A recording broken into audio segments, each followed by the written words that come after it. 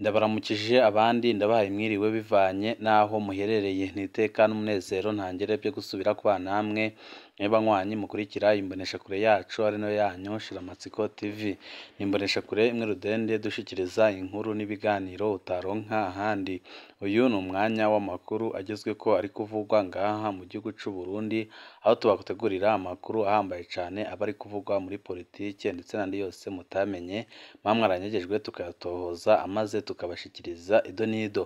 Ibintu ntibyoroshe habe na gatoya nyuma y'impinduka zimaze iminsi zikorwa ngaha mu gihugu c'u Burundi, haba impinduka zaraye zikozwe mu gisoda, aho benshi bavuze ko Perezida Evariste Ndayishimiye agiye kugaragaza ubukaka bwiwe ndetse n'uko yavuze ko afise amenyo atyaye, byose agiye kubigaragaza aho yatanguye gukura bamwe mu bari barongoye amakambi ya gisirikare bikekwa ko bari bafitanye umugambi ukomeye cyane na Generali Prime Niyongabo nyine uza kwisonga mu bashaka kumutembagaza ku butegetsi, kuko nyine nawe yamaze gutahura ko Perezida Evariste Ndayishimiye atamukunda, aho yagerageje kumukura mu mabanga bikananirana kubera ko umushiranganje wa mbere w'igihugu c'u Burundi Gervais Rakobuca yanze gutera umukono kurwo kw'iryo kete rikura amabanga Prime Niyongabo. Ibi byose bikaza bigaragaza ko mu gihugu c'u Burundi harimwo akavuyo ndetse n'akajagare biturutse ku bategetsi bakuru batariko barumvikana uburyo ki batwara igihugu c'u Burundi, aho hari abategetsi batandukanye kandi benshi bashigikiye abashaka gutembagaza ubutegetsi bwa Perezida Evariste Ndayishimiye,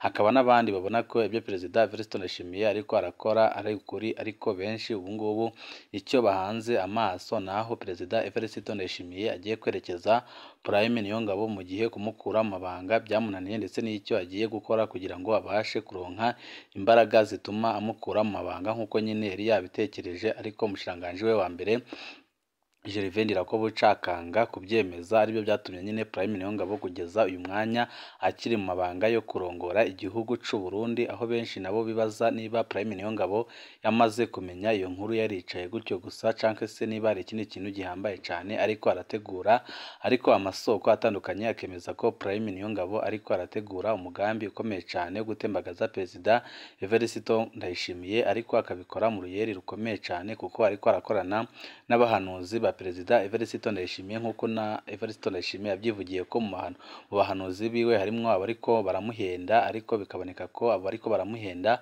ari abari gukorana n'akarwi gashaka kumutembagaza ku butegetsi, kuko abihweje ibyo Perezida Evariste Ndayishimiye amaze iminsi akora, haba impinduka ariko arakora mu gihugu ndetse n'izo yaraye akoze mu gisoda, birerekana neza ko izo mpinduka ziriko zirakorwa na Perezida Evariste Ndayishimiye, ariko arihenda cane kubera ko abo ari kugena mu mabanga canke se mu bibanza bihambaye nka bose ari abantu begereye abashaka gutembagaza ubutegetsi bwiwe, aho benshi bavuga nyine ko abariko barashaka kumutembagaza ku butegetsi bamuzengurutse kugeza naho bagera mu bahanuzi biwe, akaba ariyo mpamvu bariko baramuhenda Perezida Evariste Ndayishimiye, ahubwo agashira mu mabanga abazorohereza Prime Niyongabo ndetse n'abandi bafatikanije gutembagaza ubutegetsi bwiwe.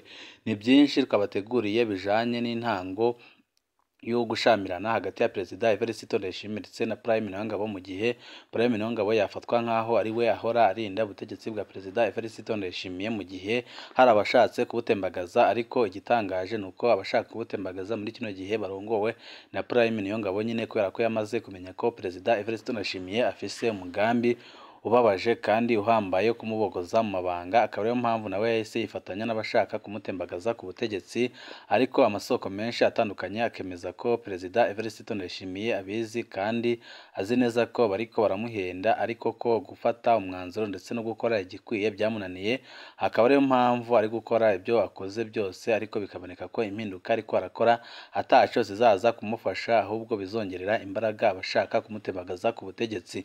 Byose twabateguriye ndetse n'uko byatanguye tugiye kubashiriza mu donido ry'aya makuru. Wifuza kuzajya bamambere bashirwa n'inkuru n'ibiganiro bene nk'ibi, ico usabwa nta kindi, niba utarabyonda kuri sabone byondaho kugira ngo uko rishizeho amakuru n'ibiganiro ujye uba wa mbere mu gushikirwa nabyo. Perezida Ndayishimiye na Generali Niyongabo byifashe gute ndetse injyane zabo zatanguye ryari?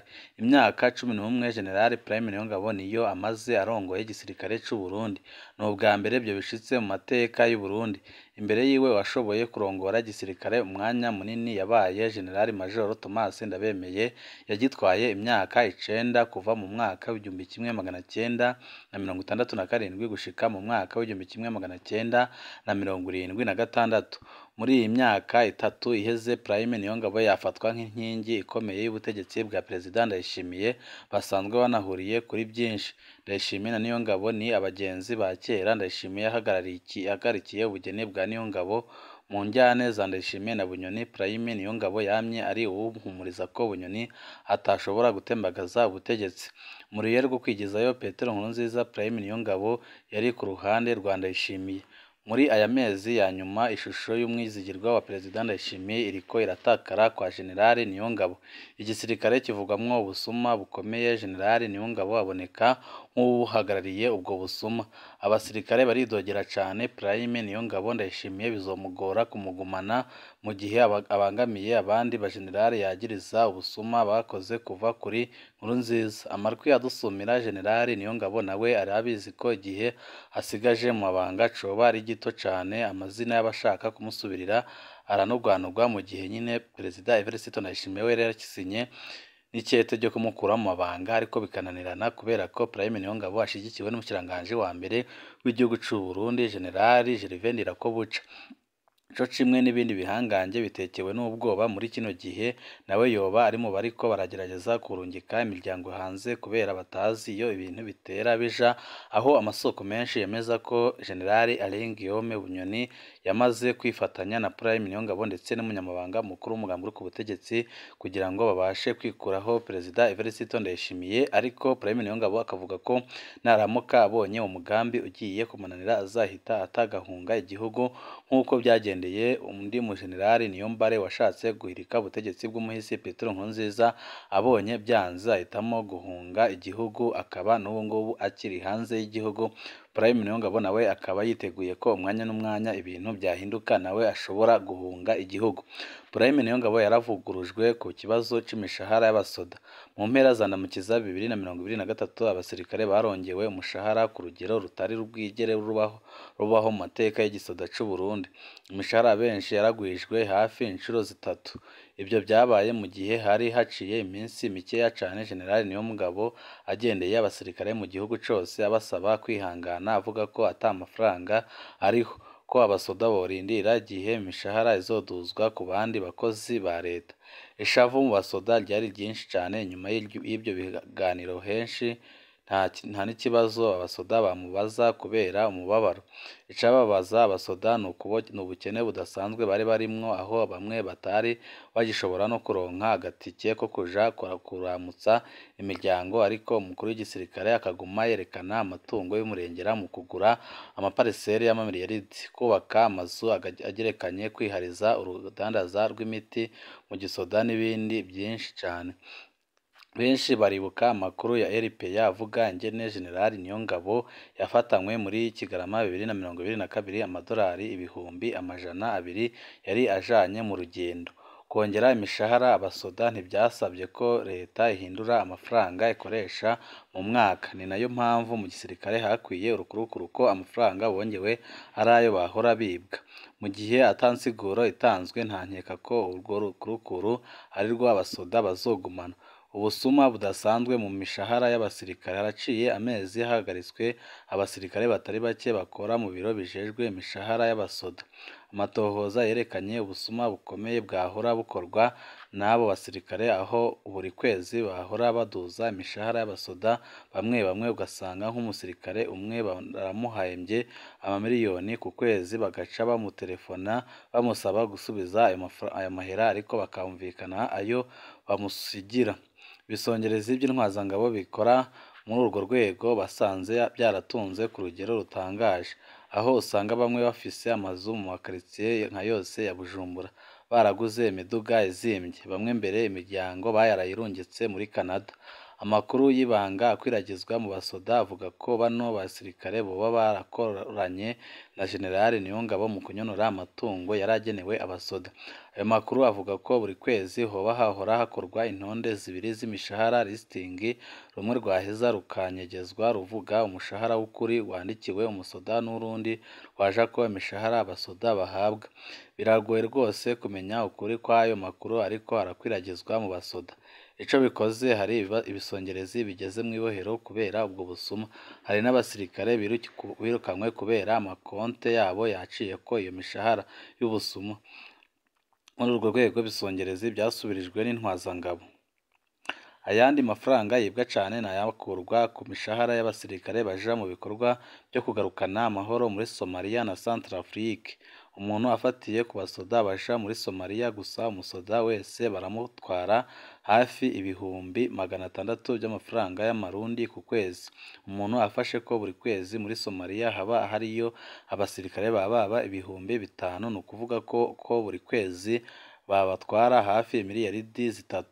Ayo mafaranga yose abasirikare bavuga ko batazi iyo aje. Amakuru ariko arakwiragizwa mu basirikare avuga ko Perezida Ndayishimiye yarakaye bikomeye amaze kuronka amakuru yose y'ibibera mu gisirikare, ubusuma mu myambaro n'imfungurwa z'abasirikare.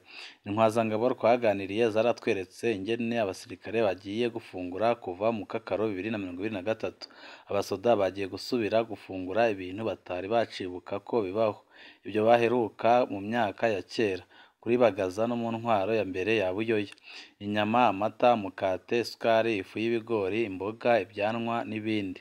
Niko amafaranga y'igisirikare kizokoresha mu gufungurira abasoda yarongerejwe, ariko abasoda bo bemeza ko ibyo byose bari basanzwe babyandikiwe ariko bikibwa na Prime Niyongabo.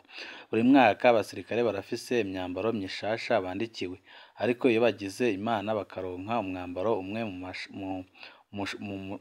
biba bibatunguye cane kuko nyine ntago baba biteze ko iyo myambaro bayibona kuko bayibona rimwe na rimwe. Ayo yose ni amafaranga abasirikare bemeza ko bibwa n'abarongoye igisirikare c'u Burundi. Mu byifuzo byabo abasirikare bashaka ko ibyo byakorwa nko mu bindi bihugu bimwe bimwe byubahiriza umusoda, aho ayo mafaranga yose yongerwa ku mushahara w'umusoda hanyuma hagashirwaho imangazini za gisirikare aho umusoda yigurira imyambaro uko ayikeneye ndetse n'uko ayishaka. Perezida Ndayishimiye yaragerageje gukura Prime Niyongabo biramunanira, none yoba agiye gukora iki? Kino kibazo kirahanze Perezida Ndayishimiye. Muri kino gihe ariko aragwana n'ibihangange byinshi. Intambara yiwe na General Bunyoni ntirahera. Aherutse kwiteranya n'ibindi bihangange byinshi cyane mu guhindura amanote yabyo ibipapuro. Intambara ya Reveriyani Ndikuriyo irashuje. Intambara n'abagwizatunga bakomeye cyane nka Ziranotse iriko iragera ahakomeye cyane, kandi igihe cyose agwanye n'umugwizatunga yisanga ariko arwana n'abandi bajenerali. Ubwoba n'ishavu ni byinshi mu basendefede muri kino gihe. Aho niho bimugoreye kumenya uwundi musirikare yo kwizera akamufasha kurongora igisirikare. Perezida Ndayishimiye abona abahemu mu mpande zose, ntazi abo asigaranye ashobora kwizera kugeza naho umushikiranganje wa mbere w'igihugu c'u Burundi Gervais Ndirakobuca yari yizeye nawe yamutengushe, aho yamusigira ikete agomba gusinya kugira ngo byemezwe ko Prime Niyongabo akuwe mu mabanga, ariko bikarangira umushikiranganje wa mbere yanze gusinya iryo kete. Ibyahise byerekana ko umushikiranganje wa mbere Gervais Ndirakobuca nawe ari ku ruhande rw'abashaka gutembagaza Perezida Evariste Ndayishimiye. Ku rundi ruhande kugumana General Prime Niyongabo nawe nyine azi ko atagikunda si icoroshe. Amukuye ntazi iyo acamushira kuko nyine n'igihe abigerageje umushiranganje we wa mbere yarabyanze. Yararangije kumuha amapeti yose ashoboka mu gisirikare, ntari bumugire umushiranganje wo kwivuna abansi, ibyo ntibishoboka.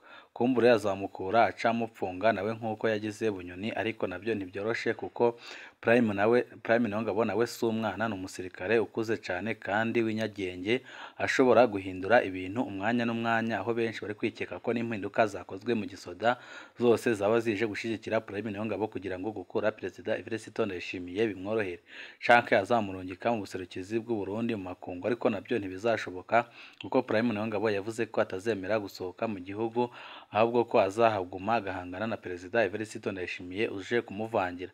Ico bikoze bihe ntibyoroshe kuri Perezida Ndayishimiye, aho batanguranye nk'abagenzi nka bose bariko bahinduka abanzi.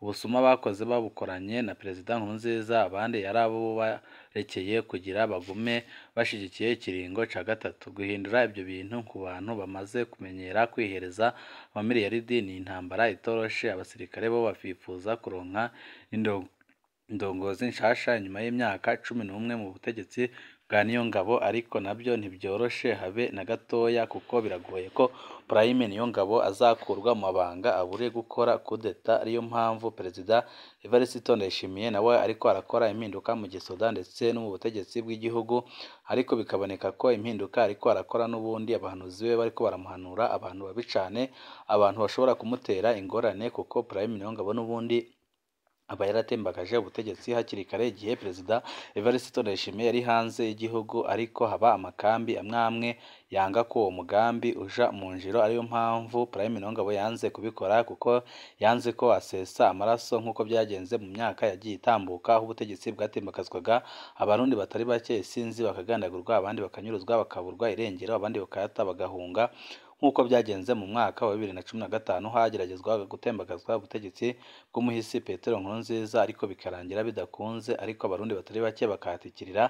Aribyo Prime Niyongabo nk'umusirikare w'incabwenge kandi akunda Uburundi yanze ko biba, ahubwo agahitamwo umukenyuro ukomeye cyane wo gukoresha bamwe mu bahanuzi b'umukuru w'igihugu cy'u Burundi kugira ngo ahindure bamwe mu barongoye ayo makambi kugira ngo abaza bashasha bazamworohereze igikorwa cyo gutembagaza Perezida Evariste Ndayishimiye ku buryo ubutegetsi bwa Neva buzatembagazwa atamaraso na makeya asesetse ku butaka bw'u Burundi. Hari byinshi biba biriko biravugwa ngaha mu gihugu cy'u Burundi ndetse n'amakuru atandukanye yemeza ko Prime Niyongabo ibyo ariko arategura biramutse bimufubanye nawe yahunga nka Niyombare. Byose turaza kubashikiriza amakuru yacu, hanyuma wifuza kuzajya uba mu mbere bashikirwa n'inkuru n'ibiganiro bene nk'ibi, ico busabwa nta cindi, niba utarabyonda kuri sabone byondaho kugira ngo ko dushizeho amakuru n'ibiganiro ujye uba uwa mbere mu gushikirwa nabyo.